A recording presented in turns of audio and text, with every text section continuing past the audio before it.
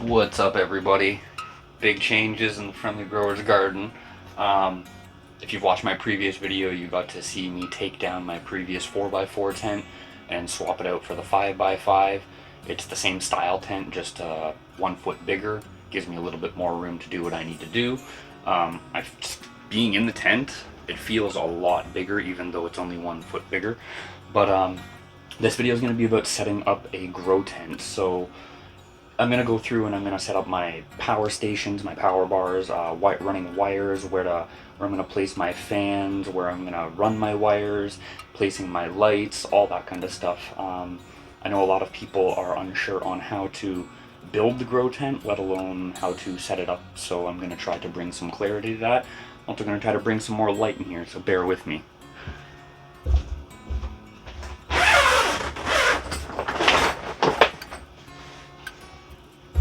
Hopefully that helps a little bit. So the first thing that I'm going to be doing is I'm going to be running my power cords and my power bars. So I'm going to be in and out of this video a lot. I'm going to try to speed it up in the editing process so you guys don't have to watch me run around and disappear. But yeah, so basically the way I do things is I make sure all my power bars are blacked out, so all the lights that are on them are going to be covered with foil tape so it doesn't give light contamination. And what that means is when my grow is in the dark period and all the lights are off, I need to make sure that all the lights are off, even the ones that are supposed to be on, like this. So my lights go off, but my fans need to stay on. So this power bar provides power to them, but while it's getting powered, it also has those lights, the standby lights, that I need to make sure are covered. So that's one thing to consider. Something else that I do is I use zip ties to install everything. I find it a lot easier on my tent and just a very cost-effective way. The way that I go about that is place it where I want it roughly, run the zip tie up behind the bar, down over the power bar, and close it.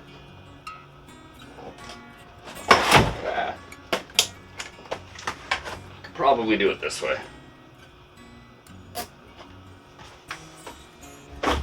Also, make sure you're not running it in through the doors, you're using the holes. I almost just zip tied it in place through my door, which would have been a big problem.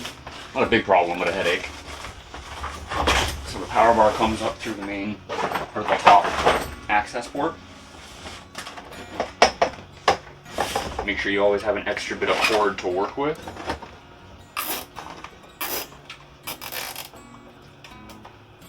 Now this is pretty much where I had it in my last tent, but because this tent is a little bit bigger, I'm going to shift everything a little bit more into the middle to make sure that all my cords can reach everything.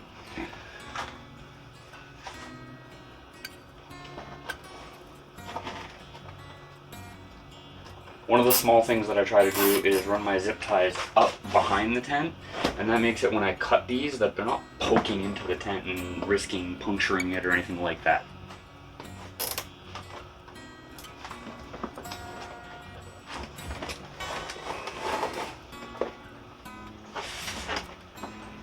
First I'm going to go through and place everything, and then I'll come back and secure all the cording and clip all the zip ties.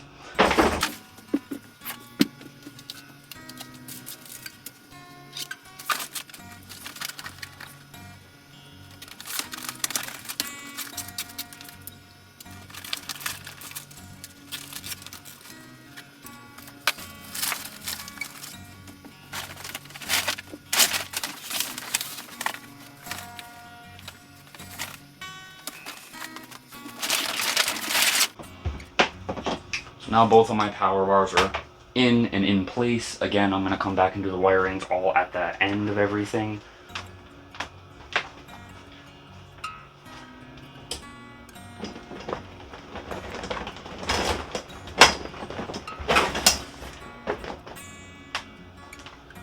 I know I just said I'm going to do the wiring at the end of everything, but what I mean by that is actually running it. In the meantime, I'm getting everything out of my way into its rough position.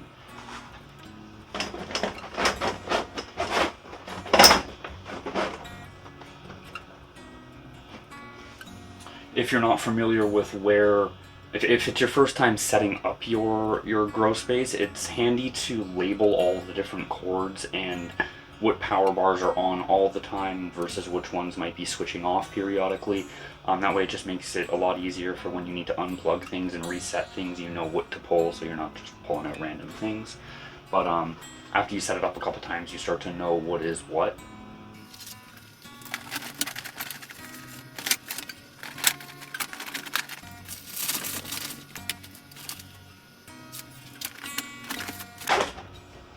Usually I run my cords out of one of the back top ports, but on this new grow tent it actually has like a little opening just next to where I have the camera, so you probably can't see it. So instead of running them where I normally do, I get to run them to that location and make things a little bit nicer.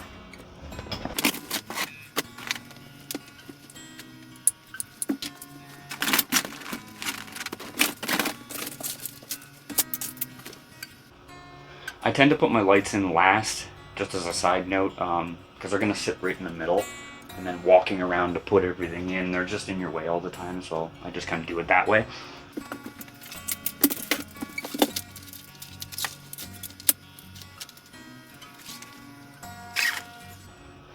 So originally I just clipped that fan down nice and low because it's at canopy height typically, but I decided to raise it up because it gives me a little more cord to run to where I need it to. And then the fan that's going to go over on this side, I can drop it down lower, and then that will give me a little more cord to work with.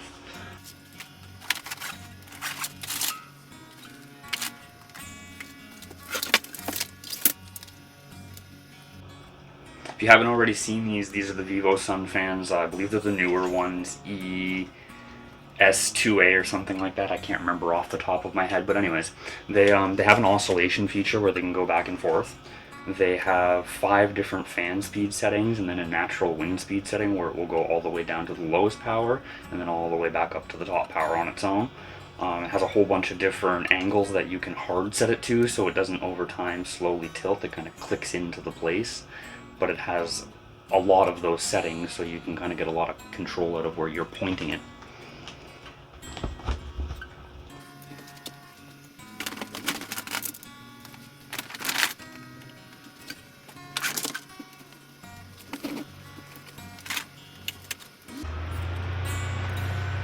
Clip that off.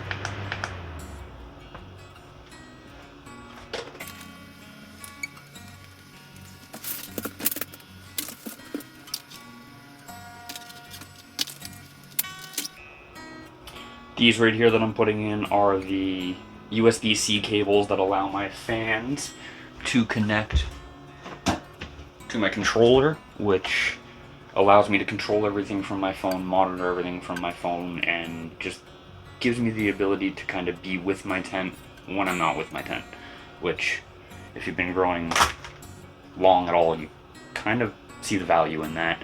A lot of people want the hands-on to be in the garden, and of course I'm in the garden as much as I can be. I love it in the garden, whether it be watering or building soil or low-stress training, all kinds of different things that bring you back into the garden that you could replace with a system, but I prefer to keep hands-on. It's the system that I'm using gives me environmental control, which are little things that, rather than me having to come in and change the speed of a fan manually, I can just kind of do it from my phone, and that can be done outside of my home too, which is also quite convenient. Sorry about that.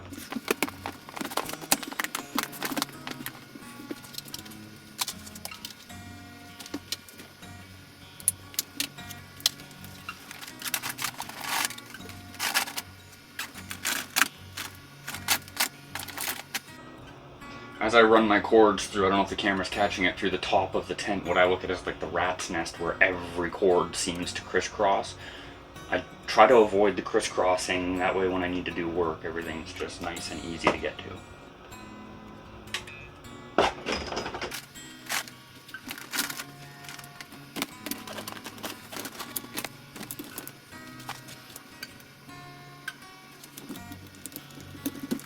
So I'm still learning as I do everything, and it would have been smart to, before I put my clip-on fans up, to plug everything into the back of them and then put them up, and it just makes it that much easier for myself.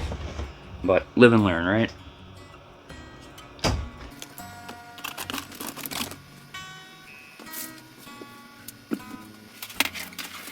So This right here is not something that you typically see off of a light. When you do see it on the light, it's pretty obvious. It's in the tent. I was fortunate enough to be able to get a grow light that had a removable driver. That's what that is.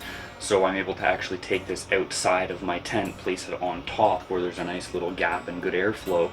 It'll keep it cool, and it will also keep all of that additional heat outside of my grow space, keeping my grow space a nice balanced temperature. Or I shouldn't say balanced temperature, rather than a lower temperature.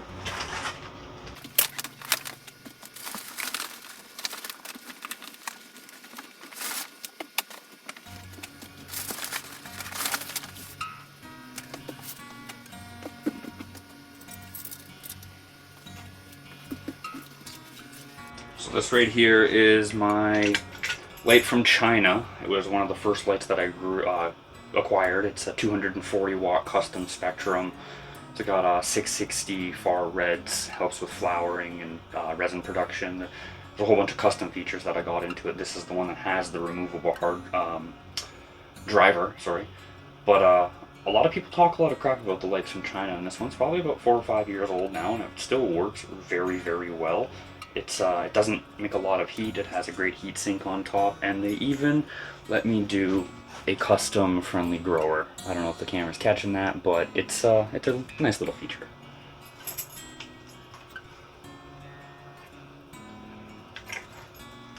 When you set your light down, if you're not going to put a towel down like I didn't, I have one over where I was storing it. Make sure there's nothing underneath of it. You don't want to damage any of the diodes.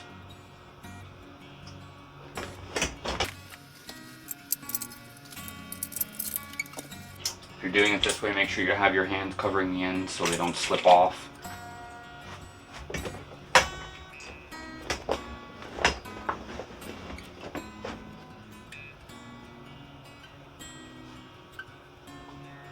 This all comes back to cord management. Once I get the lights pretty well in, well, the one light I'm going to begin to do cord management. I can't complete it until I have all the lights in, but I just want to wait until as long as I can to get all the lights in. So we're getting close to that moment.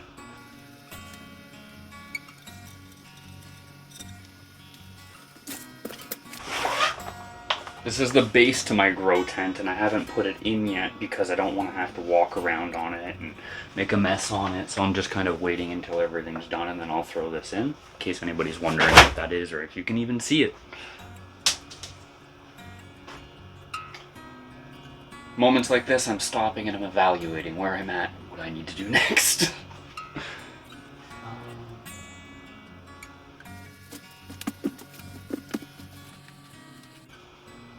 It's actually interesting because this tent is a little bit bigger. I'm not having as much excess cord, so I don't think I have to do as much, which is kind of nice.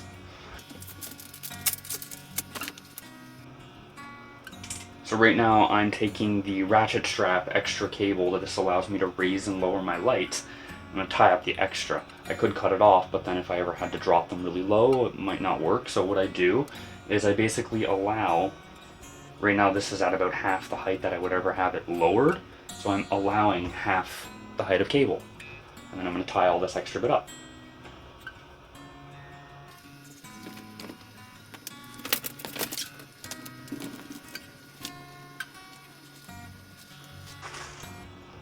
Basically, I've just bunched these up into loose rounds, leaving myself a little bit of extra cable on both ends.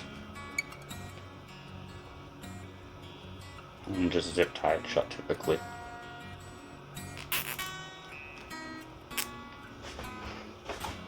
And clip the tail off without clipping the wire. Be careful. It's happened.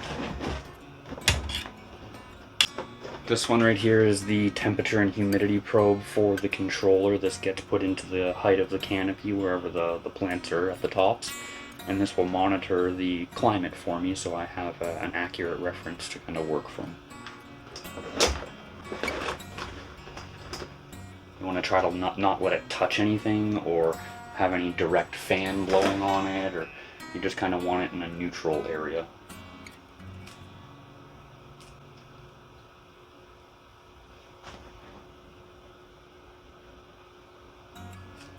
Now this one gets moved up and down a lot, so I have to leave myself a a lot of extra cable so I can work with it throughout the grow and throughout the height change of the plants. I feel like I'm forgetting stuff, but I don't think that I am. I just have not a lot of stuff.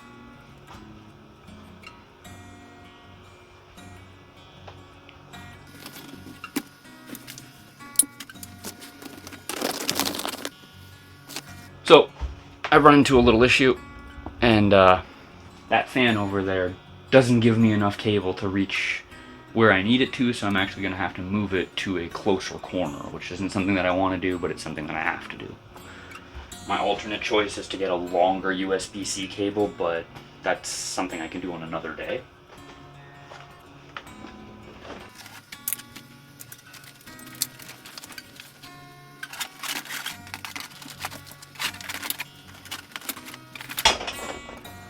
I guess setting up a grow tent is kind of like growing plants, you know?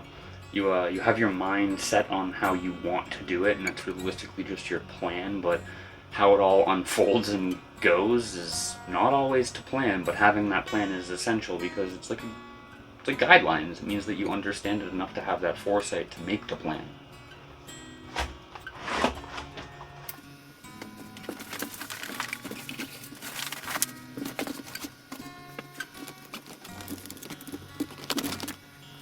You know, through this video, if the audio cuts out while I'm around that corner, it's because it's making a lot of noise and I just don't want to blast your ears with it. Just to give you a little look on what's going on.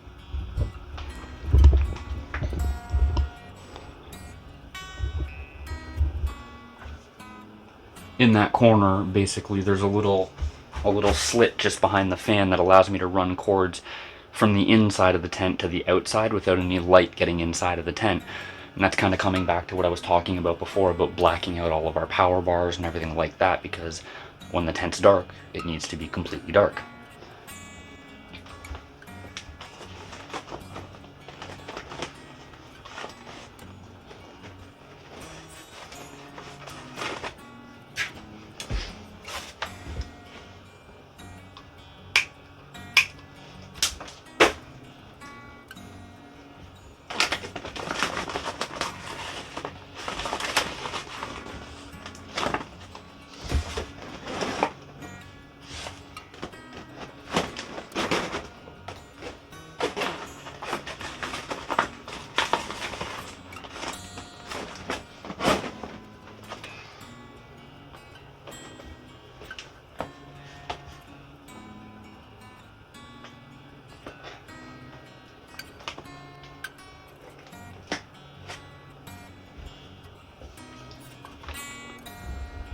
Well, aside from clipping in a couple more plugs and adding in my last light, everything is pretty well in the way that it needs to be, aside from hanging another light just like I did to this one and managing those cords. But for the most part, everything's roughly where it needs to be. I'm gonna go through and I'm gonna zip tie those cords in places over here together and bundle them up so they're not hanging everywhere and in the way and any type of hazard. So that's pretty well the gist of setting up a grow tent.